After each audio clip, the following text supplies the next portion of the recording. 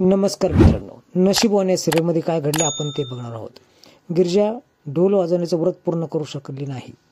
धनवान व्यक्ती बोलतो की तुझ्यामुळे माझा नवस पूर्ण झाला नाही, मी तुला 1 रुपया देखील देणार नाही. मी जितक्यापर्यंत ढोल वाजवला त्यासाठी तुम्ही मला थोडे उसने पैसे देऊ शकता का? माझ्या वडिलांचं ऑपरेशन आहे असं ती बोलते. स्पष्टपणे नाही म्हणतो आणि तिथून निघून जातो. ही खूप हताश झालेली असते. देवी पुढे हताश होऊन बोलते की तू असं का करतेस? माझ्या प्रयत्नाला यश का देत नाही? माझ्या बाबांचा जीव वाचवणं तुझ्याच हातात आहे. इकडे नागेश्वर खूप खुश झालेला असतो. उर्वशीला तो बोलतो हार्ट मिळाला आपल्याला. त्यावेळेस कशाला हार्ट बदलायचं असं उर्वशी बोलते. असंही त्याला मारायचंच आहे ना, मग कशाला फालतू खर्च करायचा? त्यावेळेस त्या वारसदाराचा नाव कळल्यानंतर आपण त्याला मारणार. आता ही सर्व गोष्ट वासंती ऐकते. काय तुम्ही प्रभा दादाला मारणार असं बोलते. गिरिजा समोर एक पोतरा झालेला असतो. संकटाची मालिका चालूच असणार आहे, पण त्यातून तू कशी सावरतेस हे देवी बघणार आहे. देवी तुला नेहमी मदत करणार असं गिरिजाला कळल्यानंतर ती चाबूक घेते आणि स्वतःला मारू लागते. तुला मला शिक्षा द्यायची नाही ना, तर मी स्वतः शिक्षा स्वतःला देऊन घेते असं ती बोलते. त्रास तिला अडवतो आणि एक हात जरी मदतीचा संपला तर हजारो हात तुझ्या पुढे येतील आणि तो हात तुला नक्की मदत करेल. इकडे मोनू हॉस्पिटलमध्ये रडत असतो कारण त्याचे बाबा तिथे नसतात.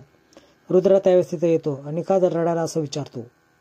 रुद्राला देखील हे ऐकून धक्का बसतो. पेशंट गेलं कुठं म्हणून. तिथल्या एका व्यक्तीला तो विचारतो. तो व्यक्ती सांगतो की आत्ताच या पेशंटला स्ट्रेचरवर नेलं आहे. पेशंटच्या नातेवाईकांना न सांगता पेशंट कसं काय नेलं याचा शॉक रुद्राला बसतो. तो गिरिजाला फोन लावतो पण गिरिजा काय फोन उचलत नाही. रुद्रा लगेच श्रीमंताला कॉल करतो आणि घडलेला प्रसंग सांगतो. श्रीमंत गिरिजाला कॉल करतो आणि घडलेला प्रसंग सांगतो आणि पटकन हॉस्पिटल जा असं निरोप देतो. रुद्राने भरपूर कॉल केले पण तो उचलले नाही असं तो निरोप देतो. ती खूप चिडून बोलते की मला त्याचं नाव देखील घ्यायचं नाही. बाबा हॉस्पिटलमधून गायब झाले आहेत हे सांगण्यासाठीच तो फोन करतात असं श्रीमंत बोलतो. ती ॲम्ब्युलन्स शब्द ऐकते आणि तेवढ्यात तिला समोरून येताना एक ॲम्ब्युलन्स दिसते. ती पटकन ॲम्ब्युलन्स अडवायला पुढे जाते. इकडे वासंती विनंती करत असते नागेश्वरला की प्रभास दादाला नका मारू. त्यावेळेस तूच सांग मग वारसदार कुठे आहे. ती पुन्हा बोलते की मला नाही माहीत. असंही त्या प्रभासला मारल्यानंतर तुम्हालाही आम्ही ढगात पाठवणार आहे असं तो धमकावतो. बोलून नागेश्वर तिला ढकलून देतो. गिरिजाला समोर बघून वॉर्डबॉय आणि डॉक्टर घाबरतात. ते गाडी थांबवतात आणि सगळी पब्लिक गोळा करण्यासाठी गिरिजा ढोल घेते आणि जोरदार वाजू लागते. डॉक्टरला तर घामच फुटतो. त्यातला डॉक्टर खाली उतरतो आणि ताई पेशंट आहे आम्हाला घेऊन जाऊ द्या असं ती बोलते. त्यावेळेस ती बोलते नाही माझे बाबा आतमध्ये आहेत. गिरिजा जबरदस्तीने ओरडून दरवाजा खोलायला लावते. आतमध्ये तिचे बाबाच असतात. वॉर्डबॉय आणि डॉक्टर पळून जायचा विचार करतात. पळायला देखील लागतात. तेवढ्यात सगळी पब्लिक त्यांना अडवते. गिरिजा त्या डॉक्टरची गचंडी पकडते. सांगा तुम्ही कोणाच्या सांगण्यावरून माझ्या बाबांना घेऊन चालले होते?